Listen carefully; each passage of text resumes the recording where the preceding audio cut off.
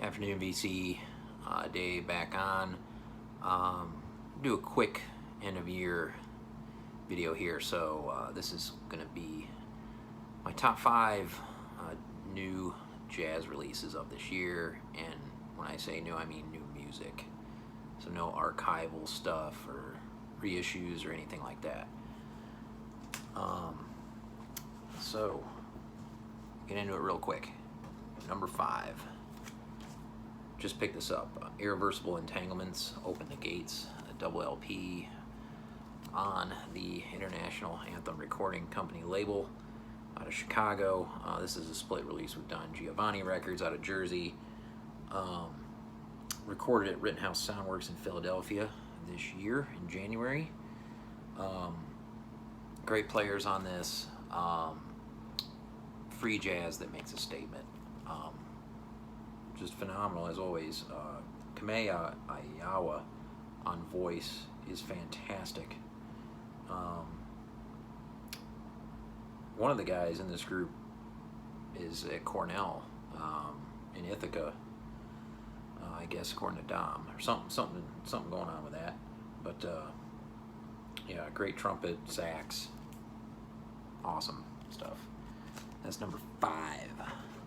Number 4 is probably a lot of people's number 1. It's my number 4. That's Floating Points with Pharoah Sanders and the London Symphony Orchestra. Promises. Beautiful stuff, especially the playing from Pharoah Sanders is just sublime on this. Real repetitive stuff from Floating Points here. The only reason I don't have this higher is because the dude straight up sampled Clark and just looped it. If he's playing it live, whatever he's doing, it's a straight sample from Clark on his album The Last Panthers. So it's not, to me, it's not original, but it's still good. But that's the deal with that. Pharoah's phenomenal on it. At number 3 are my boys Seth Nana and Mr. Brent Bagwell, and that is Ghost Trees Universal Topics. It was recorded at Rudy Van Gelder's studio by Maureen Sickler, who still runs everything there. This is a duo, free jazz monster of a record, and I was able to get quite a few copies from Seth, the drummer, and disperse them out amongst the vinyl community. But yeah, if you're interested in this, go on Bandcamp, Ghost Trees, here from Charlotte, and support some local music. Great cover photo too here of the old train tracks. So that's number 3. At number 2, you have an album on the great R.R. Gems label out of Estonia, Resilient Vessels live at the Cell. And this is James Brandon Lewis, who's a sax player, just phenomenal in his group. Phenomenal live date. Yeah, just beautiful, somewhat spiritual jazz. And then my number 1 on the year is James Brandon Lewis and the Red Lily Quintet, Jessup Wagon.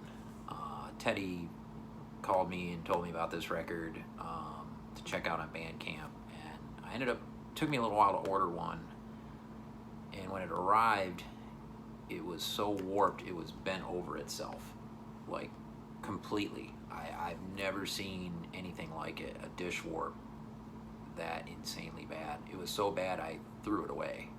I didn't even bother with trying to return it because I mean, what are you going to put it in? The package was literally like just completely unbelievable. But I ended up getting another copy from a different source, and this is on Tau Forms.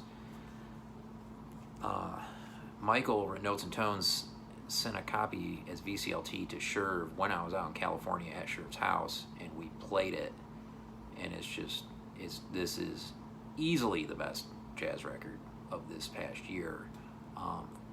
Absolutely gorgeous music. The tenor playing by James Brandon Lewis is sublime, just absolutely sublime. This is a phenomenal album. It's a gatefold, a lot of words. There's a story behind the Jessup Wagon that I do not recall. That's the top 5 jazz albums of this year, and his honorable mention, because I don't have this on vinyl, is Matthew Shipp, Codebreaker. Saw him perform live with Ghost Street. Ghost Street's open for him. Solo piano, avant-garde, free jazz pianist from New York City that's been doing it for a long time. This is also on Tau Forms. Great label, doing a lot of great things. So yeah, that's the jazz update for 2021. Peace.